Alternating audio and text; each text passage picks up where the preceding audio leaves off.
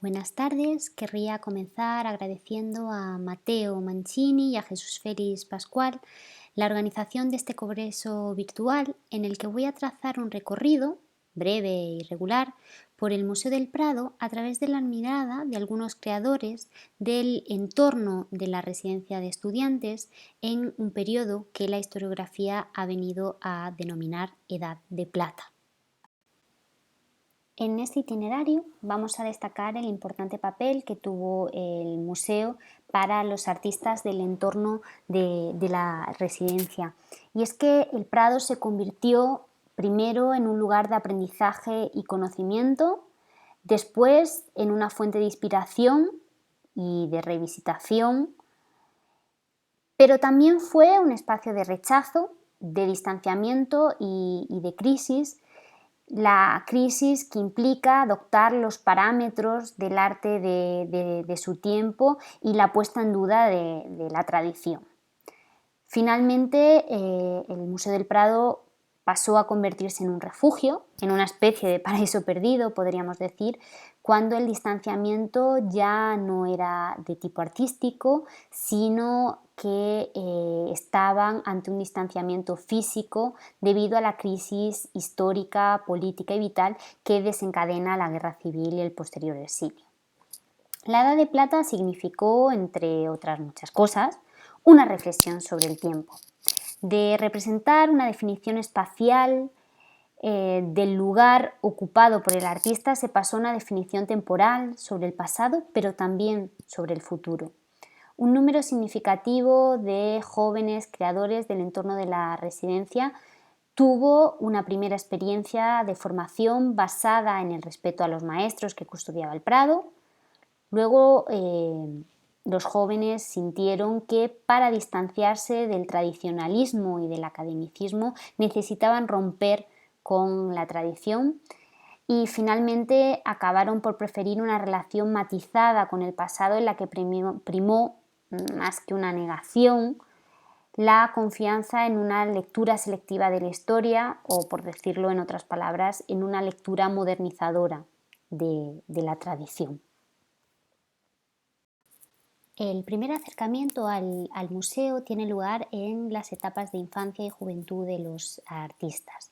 Este acercamiento en muchas ocasiones no es físico, sino imaginario, ya que algunos creadores no viven en Madrid. En ocasiones conocieron las obras del Museo del Prado a través de las reproducciones en distintos periódicos y revistas de la época. Alberti, por ejemplo, a través de la revista ilustrada La Esfera, tiene contacto por primera vez con el Museo del Prado. Es interesante resaltar que, bueno, aunque la Esfera tenía reproducciones a color, Alberti confesó más tarde que él creía que la pintura, que él mismo denominaba antigua, era de tonos pardos y que lo que más le impresionó cuando visitó el museo por primera vez fue el color. Salvador Dalí, antes de trasladarse a Madrid, pone la mirada en algunos de los artistas y algunas de las obras que se encuentran en el Museo del Prado. Esta atención se documenta bien en la serie de artículos que publica en la revista Studium en 1919, donde dedica textos a pintores como el Greco o como Goya. En pantalla pueden ver el artículo sobre Francisco de Goya, donde reproduce el cacharrero y donde ya hay interés de innovación por los recursos tipográficos al modo que hacían otras publicaciones de carácter vanguardista en la época. Una vez instalados en Madrid, algunos en la propia residencia, los artistas visitan el Museo del Prado. Hay que destacar que la residencia no solo organizó actos sobre arte nuevo, sino que también coordinó conferencias sobre el arte del pasado. El crítico Ricardo Urueta y el pintor José Moreno Villa eran tutores de la institución y planificaron distintas visitas a diferentes ciudades de interés cultural y a los museos más importantes, entre los cuales, por supuesto, no faltó el Prado. Además, la propia revista de la institución se preocupó por difundir distintas lecciones, conferencias y cursos que organizó. Los jóvenes artistas quisieron en un primer momento aprender de los maestros. Por este motivo, muchos consideraron, como era frecuente en la época, acudir a copiar al propio museo. Es el caso de Benjamín Palencia, quien, según consta en el libro de solicitudes de copiantes, realizó la petición para su acceso en 1915 y realizó diversas copias en diversas épocas.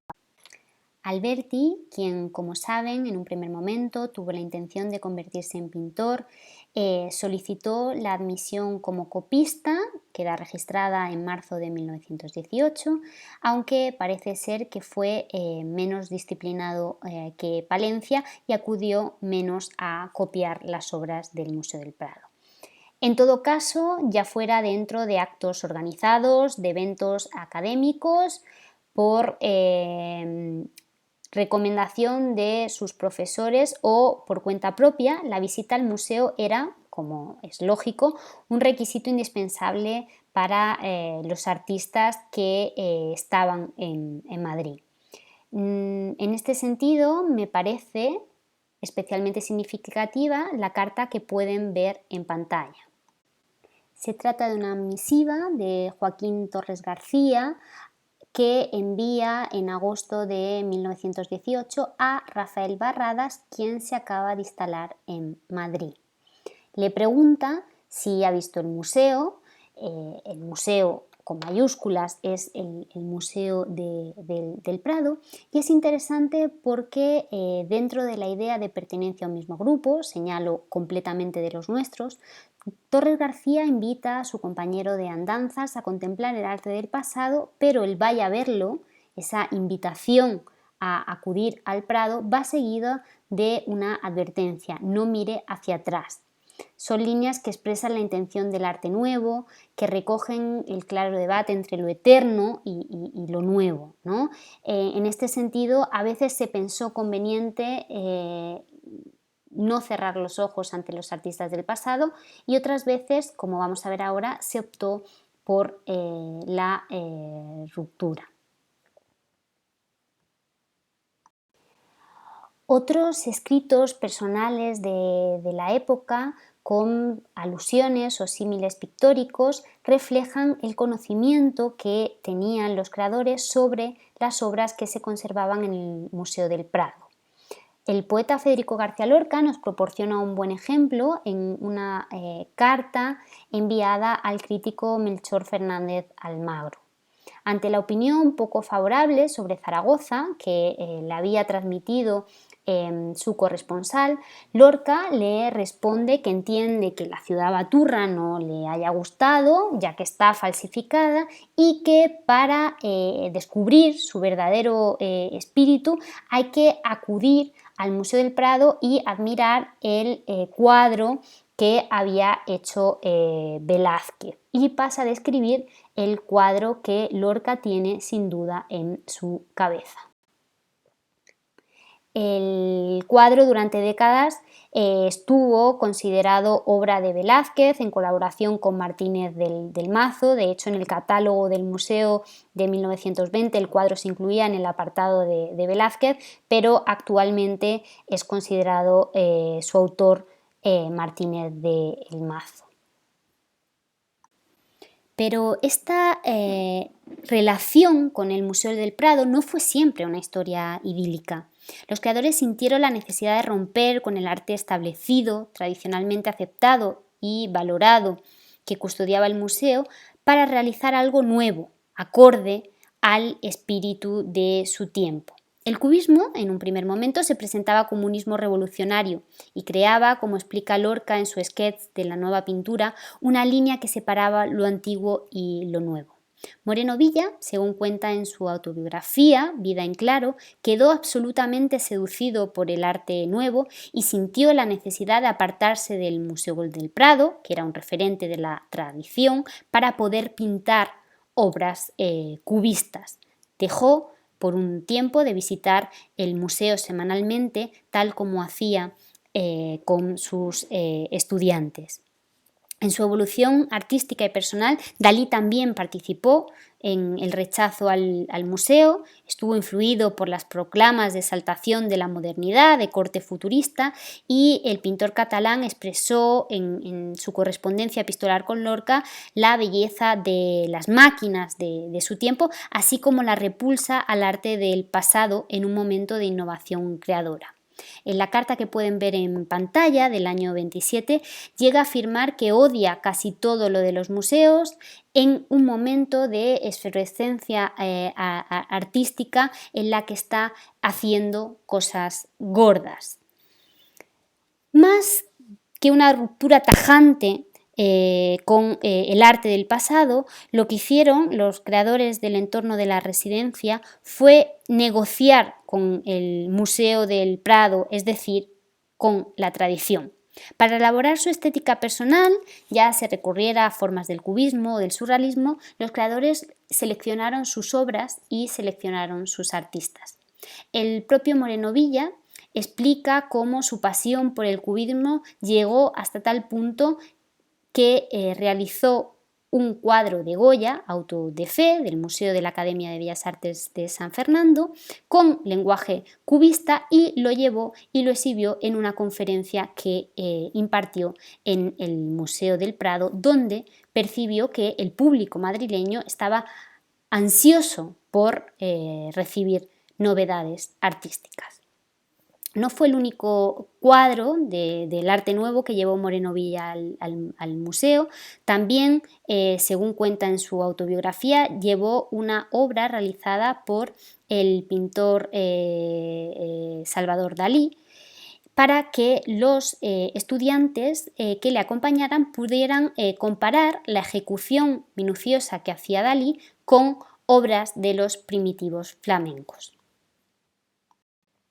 Dalí, como es bien sabido, usó la tradición, pero con una nueva mirada y nuevo lenguaje.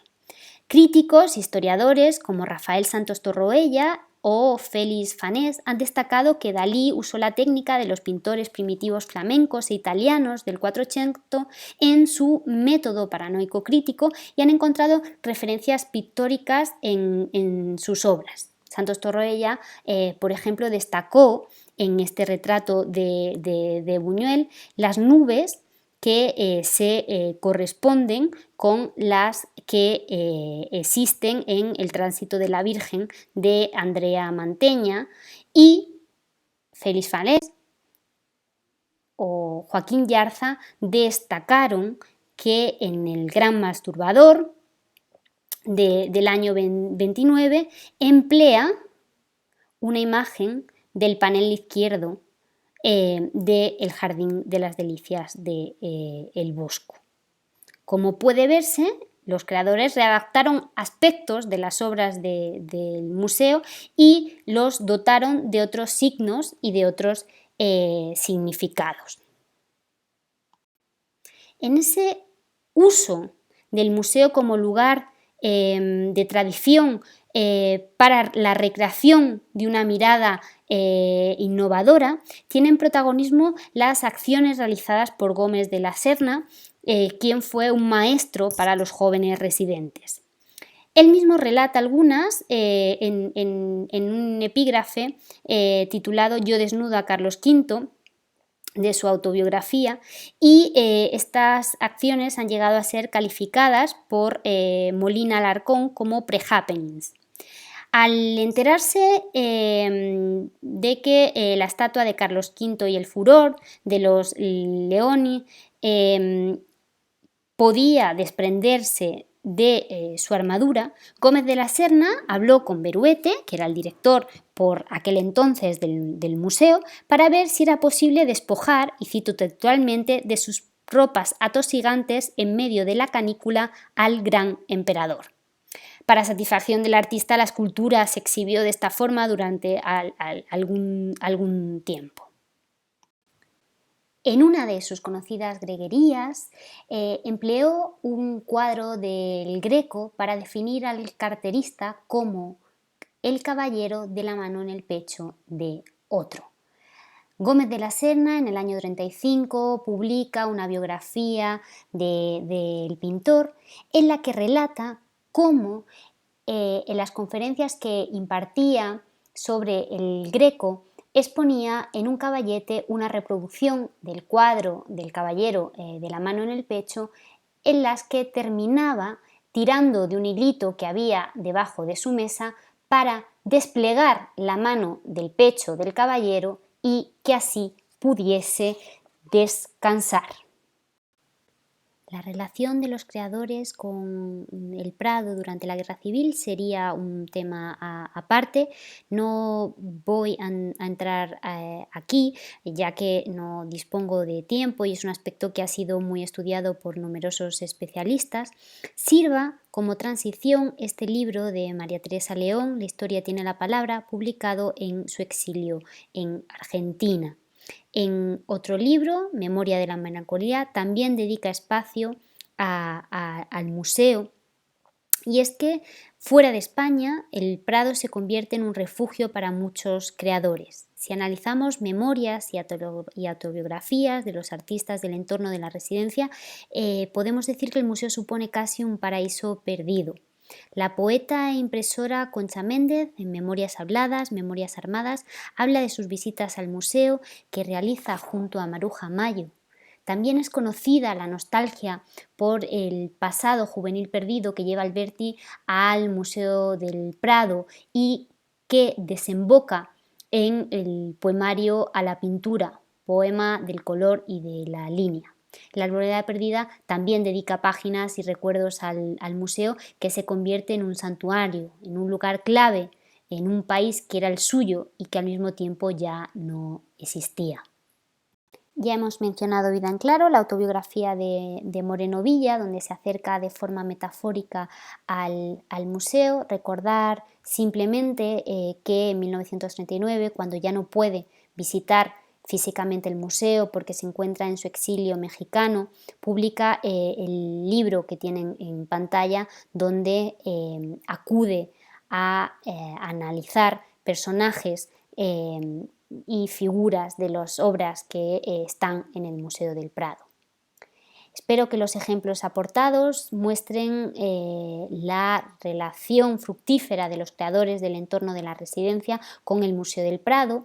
Es una historia de encuentros y desencuentros donde fueron inevitables las afirmaciones y las contradicciones, los viajes de ida y vuelta entre la admiración y la irreverencia, entre el pasado y el presente. Más allá de las dos rupturas, la artística en determinados momentos de efervescencia innovadora y la física en el exilio, el Museo del Prado fue un lugar de reunión frecuente al que acudieron y con el que establecieron un diálogo. Podemos decir que fue un espacio real en el que se fomentó la creación de espacios ficticios.